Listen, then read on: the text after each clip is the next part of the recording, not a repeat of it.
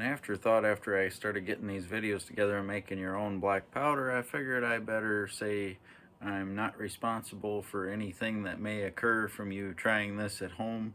Me and this channel are totally unresponsible. You do your own research. Um, don't really know what else I need to say. Just want to make sure that that's clear, and please enjoy, and thanks for watching. Howdy folks. I'm gonna do a video on not really making, not the whole how-to process, but kind of an overview of making your own black powder. This is my first attempt. I made a pound with pine charcoal and a pound with silver maple charcoal. I made the charcoal myself. You'll see some videos of me with a paint can with a lid, metal paint can with a metal lid on it. I drilled a little hole in the lid, and then I threw my maple sticks in there, threw it in my fireplace, and let it basically cook. That's how you make the charcoal. When it quits smoking, that's when it's done. I learned how to do this mostly from watching Hoffman Reproductions. It's a YouTube channel where he does a bunch of like 18th century stuff. He makes his living making 18th century like bags. I think he builds guns, orders the parts from different other gun makers, builds those. He makes hatchets, all kinds of cool 18th century stuff. So if you think that's cool like I do, then you might want to check out his channel for that too. But he's got a series of 4 videos, I think it is, and it's called Making Fast Shootable Black Powder. So he takes you through the process. You need potassium nitrate, sulfur, and charcoal are your main ingredients. He uses, it's called Quebracho, I can't pronounce it right. You'll see it in his video if you watch it. He uses powder that it's supposed to help it grain better. He said you didn't have to, so I didn't. I tried doing it without it, and it worked. I was able to achieve pretty close to 3F, which is what I was after. I tried shooting them both yesterday. The pine shot quick, the maple shot quick. I didn't really notice one of them having more power than the other. The maple's supposed to have more power, but it was a fun thing to try. So after you mix the 3 ingredients put the 3 ingredients together, and then you run it through a ball mill. I use marbles as my mixing media, either rock tumbler or ball mill. I got mine from Harbor Freight. It's got 2 canisters, so I did half a pound in each, one with pine and one with the maple, and I let it mill for about 20 hours. I bought a bag of marbles, I can't, 100 or whatever, it's like 10 bucks or less on Amazon, and they're different sizes. I put half in the one canister, half in the other, and I just let that slowly tumble for 20 hours. They were real fine powder, and then you get them wet with either water or alcohol. It doesn't really matter what kind of alcohol from what I've seen so far. I used half denatured alcohol and half water. I don't know if it really matters. You get it wet into a ball, and then you grate it over a screen. I made a wooden frame and just put it from an old screen that we had that my dog jumped through, and I used that, grated it, and then I grated on a lid of a metal barrel. He used a cookie sheet, Hoffman Reproductions did, and then I chopped it up every now and again like he said to do with a knife, and then once it was dry, then I ran it through that screen again, and as luck would have it, I ended up with 3F. Kind of by accident. That's what I was going for, but I just using a screen I already had to see what happens. And then right about that time, I found some black powder finally. I'm like, sure, I'm going to make it. And then the day I get everything to make it, I see some in a gun shop. So I ended up buying a pound of that. It was 3FG, Graf & Sons. And I compared them both. And I'll put that clip in this video. So this is going to be a bunch of random clips that I took throughout this entire process. Not an actual how-to, just kind of an overview in my experiences. So I show like making the charcoal. I got that, the way it steams or smokes and stuff. And I think I got some of the graining process, a few pictures of the powder like after it was milled and grained. Just basically showing you some of the steps. I didn't take any videos of the actual milling or mixing of all the ingredients or like list the percentages, but it's 75% potassium nitrate, 15% charcoal, and around 10% sulfur. The sulfur can be a little over or a little under. They say if it's a little over, then you get a little better power. One thing with this powder, it's loose grained, it's not compressed. Hoffman Reproductions has another video on compressing it in a vise. I might try that at some time. But the loose grain stuff's what they used in the Revolutionary War. And with these side locks, granted this isn't a flintlock, it's a cap lock, but I've had a lot of trouble over the years of shooting cap locks of misfires. And I was always using black powder substitutes. I haven't had real black powder since I first got this thing 13, 14 years ago when my grandpa passed away. He had some black powder left. And I feel like I had better ignition. With the black powder substitutes, it takes a hotter spark to ignite them. They have more power once they're ignited, but they're harder to ignite. Commercial black powder is easier to ignite than the substitutes, but not as easy to ignite as the loose grain stuff that hasn't already been compressed. The only compression it's getting is from ramming it down the barrel with your rod. So that stuff is looser and therefore more porous, and therefore takes a spark that is not as hot to ignite it. So that's the kind I made. Like I said, if you saw the video of me shooting this, I was using a lot of that powder, so this video is kind of backwards. I should have done that one first, but I was excited about this gun and wanted to shoot it and wanted to make a video with it. So anyway, I shot my Kentucky pistol, I think 3 times with it, using, I think twice with the pine, once with the maple, and it worked pretty good. I don't think I had any misfires with that. And the misfires I had with this could have been my weak homemade caps. I'm gonna add more compound the next batch I make. I won't need to add as much for my cap and ball revolver because technically that's an inline. This is a side lock, so you need a little hotter spark. But that powder being loose grain seems to ignite really well, and that's what I'm going for. I'm not necessarily going for best velocity, all that. I don't have chronograph. I want it to go bang, and I want to be able to hit something relatively consistently. That's all I'm looking for right now. I might get more into it and try to make better quality stuff as I go. But Hoffman Reproductions has got several videos. I mean, he's got the main series on how to make this stuff, but he's got several as he learned how to improve it, like using different charcoals make it better.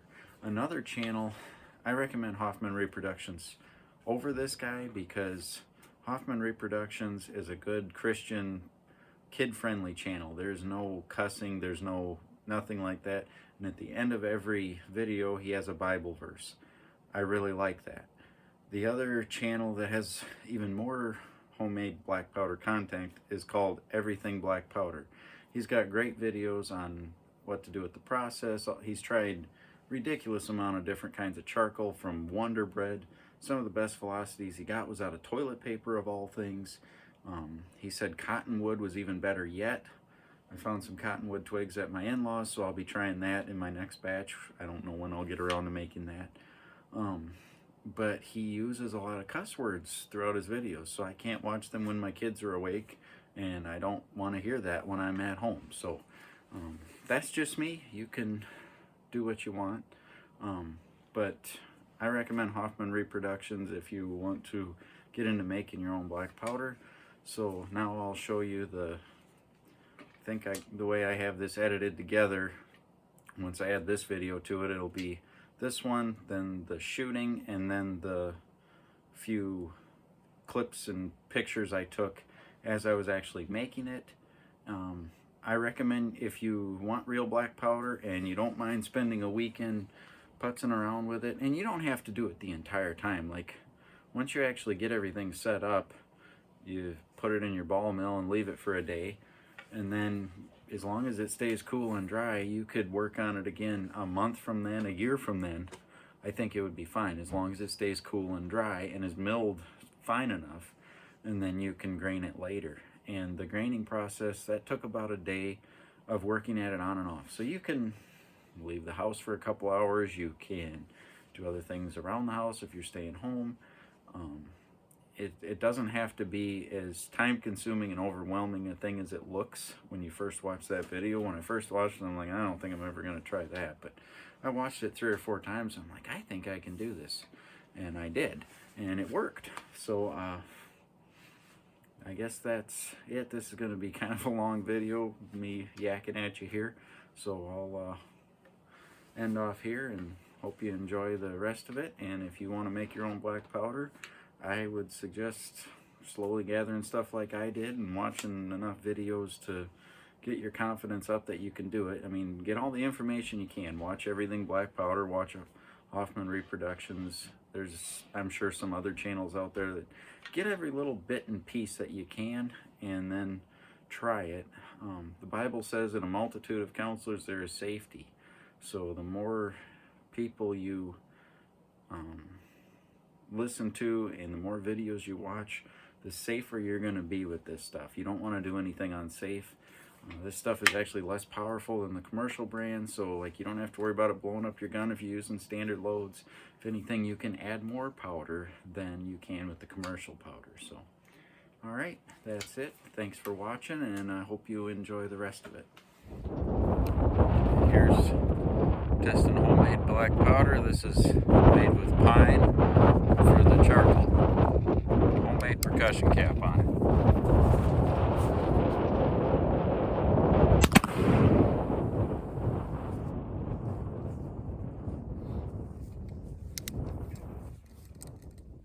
Terrible hang fire there, but it did go off. I don't know if my gun's not made exactly right or what, but this one hangs fire worse than any of my other black powder guns. Still fun to shoot, but I can't hit anything with it. By the time it goes off, usually you're not on target anymore. Anyway, homemade black powder. So far, it's been working really good. All right, 30 grains of homemade 3F pine powder, and I've got a slug in there. I don't remember how many grains, just a home cast slug a friend of mine gave me, and got it capped off with a CCI number 11 Magnum.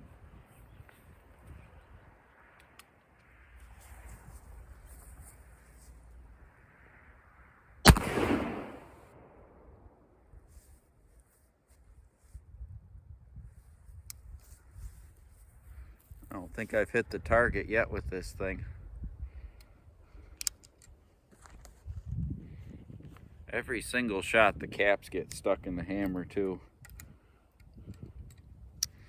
I still like Traditions, but there's a few things they could do a little different to make these function a little bit better.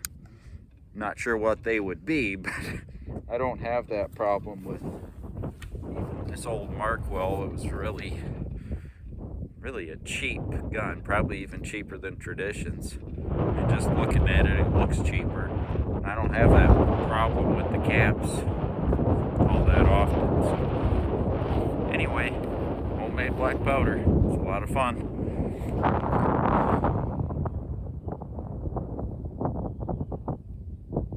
Okay, just got a piece of cardboard tacked up over here to shoot at. See if this powder goes off.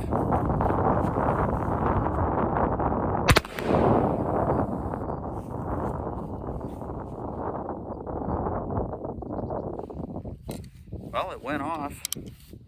Definitely could have had more power, but worked just fine. So, yeah, homemade powder. I used maple, silver maple charcoal was charcoal I used. So I'll throw in some clips of making it too, and thanks for watching. I'm sure I'll be shooting this more.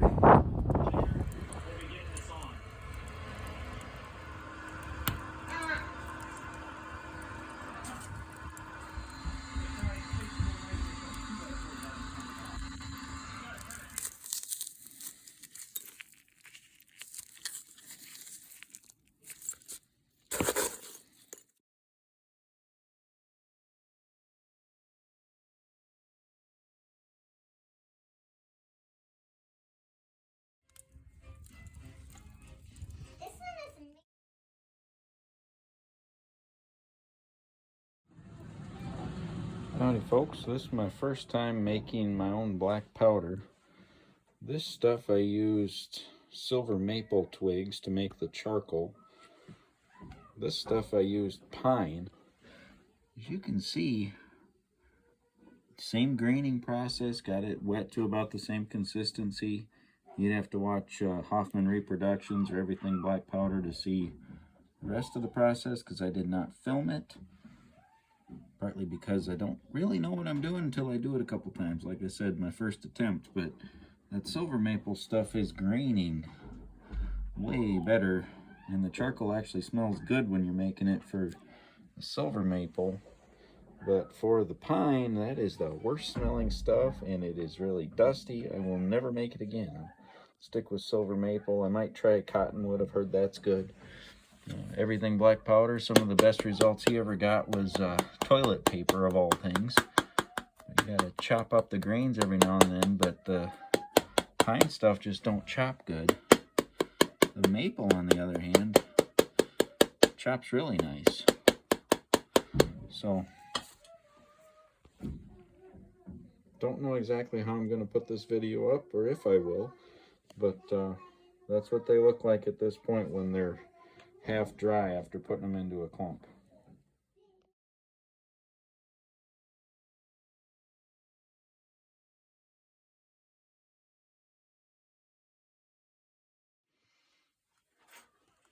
Okay, so on the top here, I've got homemade black powder made with silver maple charcoal that I made the charcoal and then made the powder.